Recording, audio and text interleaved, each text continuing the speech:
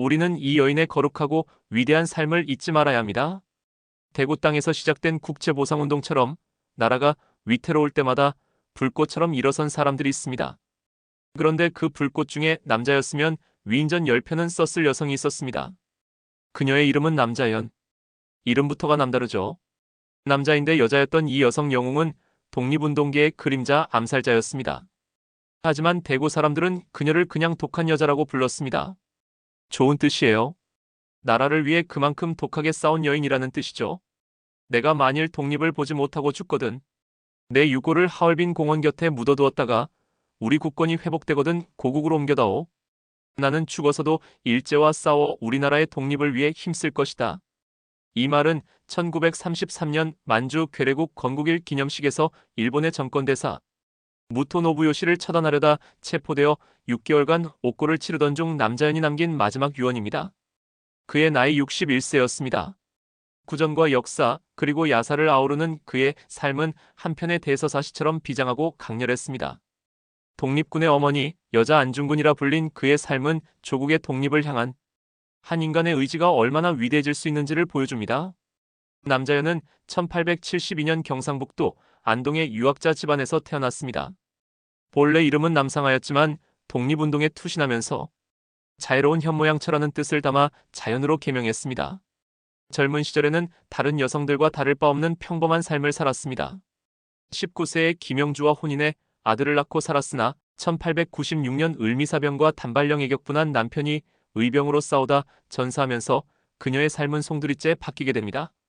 전해지는 야사에 따르면 남편의 시신 앞에서 그녀는 나라가 없으면 집도 없다. 구차하게 살기보다 원수를 갚는 것이 의로운 일이라 맹세하며 민족의 원한을 가슴에 품었다고 합니다. 이후 3.1운동이 일어나자 그녀는 시댁 식구들과 함께 대구 인근 지역의 만세운동에도 참여했고 1919년에는 전 재산을 정리해 아들과 함께 압록강을 건너 만주로 망명합니다. 당시 나이 47세였습니다. 요즘 말로 하면 중년의 여성 가장이 모든 걸 버리고 국외로 나가 스파이 훈련과 실전을 치르러 떠난 셈입니다. 만주 서간도 지역에 정착한 남자연은 서로군정서에 가입하며 본격적인 독립운동을 시작합니다. 그녀는 총을 들고 전선에 나서기보단 독립군들의 생활과 사기를 책임지는 어머니 역할을 자처했습니다. 직접 옥수수밭을 일구어 군자금을 마련하고 청년들의 해진 옷을 밤새 꿰매주고 밥을 지어 나눴습니다. 청년 독립운동가들에겐 피부치보다도 따뜻한 사람이었습니다. 이들은 그녀를 어머니라 부르며 의지했고 실제로 많은 회고록에서 그녀는 숨이 붙어있는 한절머니들을 굶기지 않겠다는 말을 입에 달고 살았다고 합니다.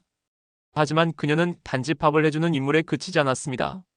그녀는 위장과 변장을 능수능란하게 활용하며 무기 운반, 정보 수집 등 고위험 활동도 직접 수행했습니다.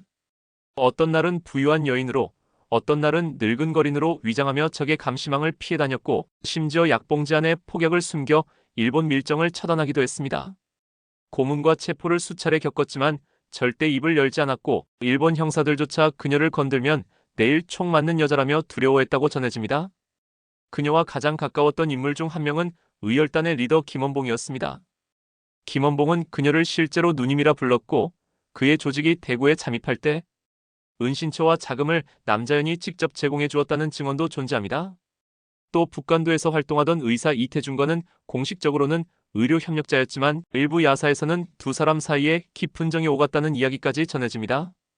특히 그녀가 남긴 편지 중에 당신이 떠난 날 하늘은 붉게 물들었소라는 문구는 많은 이들의 가슴을 울리며 그녀의 인간적인 면모를 보여주는 대목입니다.